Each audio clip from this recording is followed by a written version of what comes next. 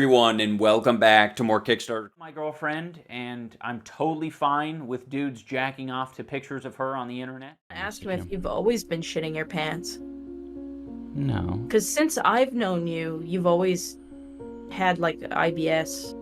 You've always been shitting yourself. Yeah, well.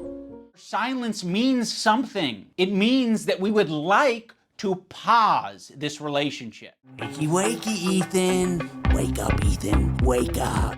Cared about Medicare fraud or Medicaid fraud, you would kill Rick Scott. This is so insane. America deserved 9/11, dude. Fuck it. I'm saying it.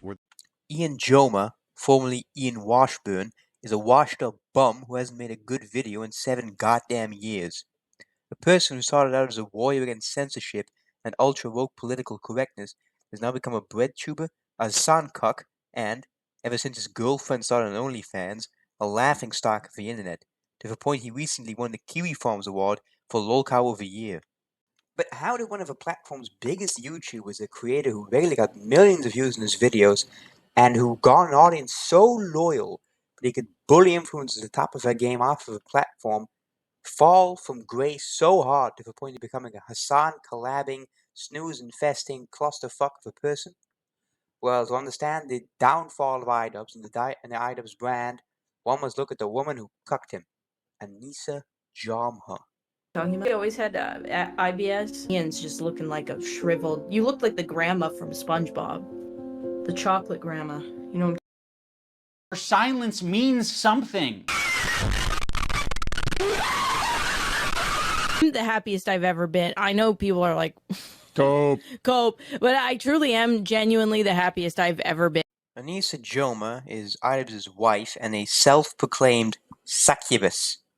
She's managed to extract all of the life out of Ian to the point that people now genuinely believe he has CTE. Like, come on folks, he fought in 2 boxing matches, don't give him that much credit. Anissa Joma was raised Muslim and pretends to be Islamic, but is in reality the most haram person to ever lived. She would start out as a titty streamer back when the niche wasn't so oversaturated, by which I mean the attractive women had not yet joined in. She would also try to hook up with a bunch of bigger YouTubers, including Leafy is Here, who would end up brutally rejecting her. She also just so happened to work on the content cop against him, which kind of proves Leafy's point, but I digress. Idubbbz would be her main target, though, and she would slowly whittle down the life inside of him until he would eventually apologize for all of his past content cops. But not before Anissa could take credit for all of them, of course.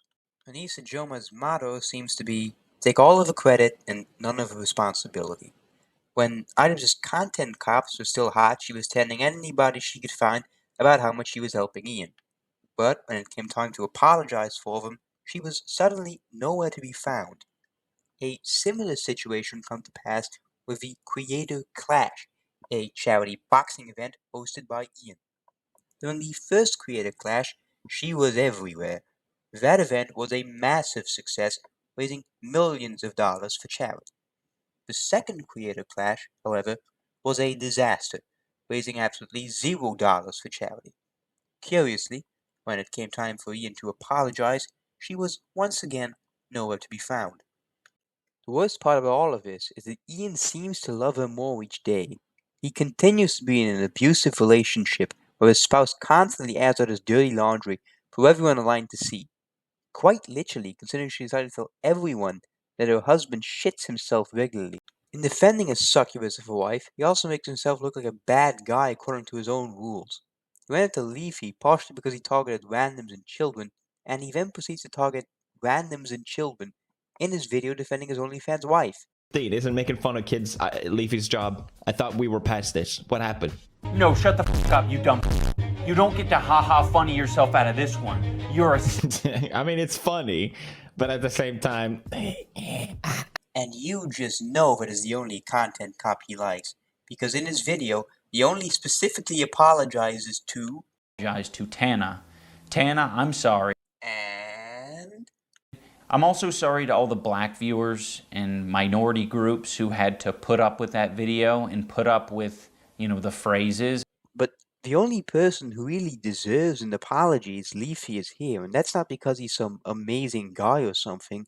He certainly has bad elements to him, but Idubbbz' whole point was that Leafy was able to dish out, but that he couldn't take. But once Idubbbz got the slightest iota of criticism, he immediately retreated into full breadtube cuckoldry and essentially bullied himself off of the platform. The amount of support he received for his completely retarded actions is just genuinely insane. He had the entire deck stacked with him, and he somehow threw it all out of the table and lost the royal flush. That made no sense. Never mind. It should be noted that the last content cop before this apology was about a certain individual known as Rice Gum. Now, that content cop was entirely 100% deserved. It was also a flop. It did not tank Rice Gum's career. The same could arguably be said for Keemstar and Leafy, but those two still took significant hits. Rice Gum left his whole scandal mostly unscathed. And I think the decline of the quality of the content cops can at least partially be attributed to Anissa. She just seems to suck the joy and whimsy out of Idubbbz. It is such a depressing thing to see. To rub even more salt into his already salted wound, Tana Manju, the main person who Ian apologized to, has gone on the record to say that she thinks she deserved the content cop. Putting me on blast, him inevitably making me kind of canceled and lose subscribers and have to apologize and all that type of stuff. I kind of think I deserved that. And this is just further proof that his apology tour is just a retarded apology tour. It makes no sense. Ethan Klein did fine without this, and he's currently having an amazingly successful show, unlike Idubbbz, who is constantly failing. And this is because Idubbbz keeps reminding everyone, hey guys, I was the guy who said the N-word. Oh, it doesn't matter how bad you say you feel about it. If you keep reminding them, oh, I was bad in the past, they are not going to trust you in the present. And what was even Idubbbz' biggest sin? Was it fighting for free speech? He certainly wasn't as sinful as some of the people he was critiquing, especially someone like Rice Gum, who was just a pure evil sociopath constantly flexing his wealth onto his impressionable audience. We're not going to pretend like Idubbbz was some devil, some demon, and he certainly did make bad decisions. In my opinion, the Leafy content cop was entirely undeserved. Not because Leafy was some amazing guy or something, but because Idubbbz clearly was just a hypocrite there. But Idubbbz just needs to stop pretending that everyone cares. No one gives a fuck. No one gives a flying fuck about you saying the N-word. Move on. It's Jover. It's done. Just get a career in construction. You live in Alberta now, apparently. Get a career in the oil industry.